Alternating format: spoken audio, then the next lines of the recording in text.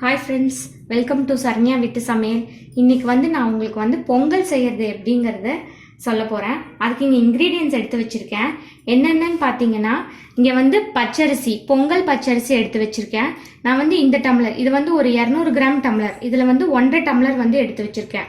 இதில் அதே டம்ளரில் 1/2 டம்ளர் பாசிப்பருப்பை ட்ரை ரோஸ்ட் பண்ணி எடுத்து வச்சுருக்கேன். அப்புறம் இங்கே ஒரு 1/2 இன்ச் இஞ்சி, 2 பச்சை மிளகா, கருவேப்பிலை, முந்திரி, கொஞ்சம் நெய் எடுத்து வச்சுருக்கேன், உப்பு, குருமிளகு, ஜீரகம். இப்போ ஒரு மிக்சி ஜாரில் இதில் 1/2 ஸ்பூன் ஜீரகம், ஒரு ஸ்பூன் குருமிளகு, இந்த ரெண்டு பச்சை மிளகா, இந்த இஞ்சி, இதை போட்டு நம்ம கொரகொரப்பாக இதை அரைச்சி எடுத்துக்க போகிறோம். அரைச்சிட்டேன். இப்போ இந்த டம்ளரில் நான் 1.5 டம்ளர் நான் அரிசி சொன்னேன். அதுக்கு நம்ம 4.5 டம்ளர் தண்ணி ஊற்றணும். ஏன்னா பொங்கல் கொஞ்சம் குலைவாக இருந்தால் தான் நல்லாயிருக்கும். அதனால 4.5 டம்ளர் இதுக்கு நம்ம ஆட் பண்ணுறோம். இப்போ இந்த மிக்சரை இதில் நம்ம ஆட் பண்ணிடுறோம். இப்போ இந்த இதுக்கு தேவையான அளவு உப்பு ஆட் பண்ணிக்கிறேன். நான் ஒரு 2 ஸ்பூன் ஆட் பண்ணுறேன். இதை மூடி போட்டு நல்லா ஒரு 5 விசில் வேக வச்சு எடுத்துக்க போகிறேன்.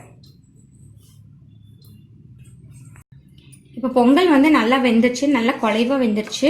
இப்போ இந்த ஸ்டேஜாக இருக்கும்போதே நல்லா நீங்கள் நல்லா இதை மசிச்சு விட்டுக்கோங்க. இப்போ நான் இங்கே ஒரு பேன் வச்சுருக்கேன். இதில்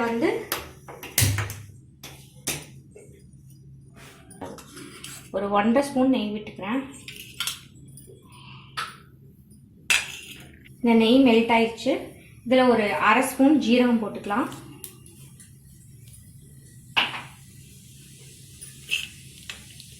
கொஞ்சம் எடுத்து வச்சிருக்க முந்திரி,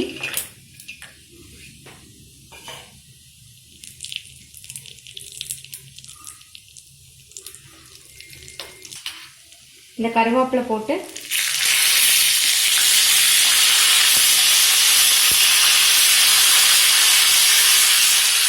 தாளிச்சு இதில் கொட்டிடலாம்.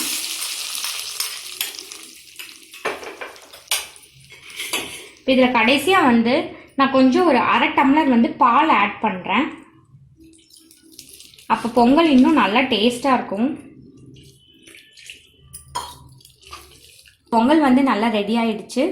இதை நீங்கள் செஞ்சு பார்த்து ட்ரை பண்ணிவிட்டு உங்கள் ஃபீட்பேக்ஸ், கமெண்ட்ஸ் எனக்கு சொல்லுங்கள்.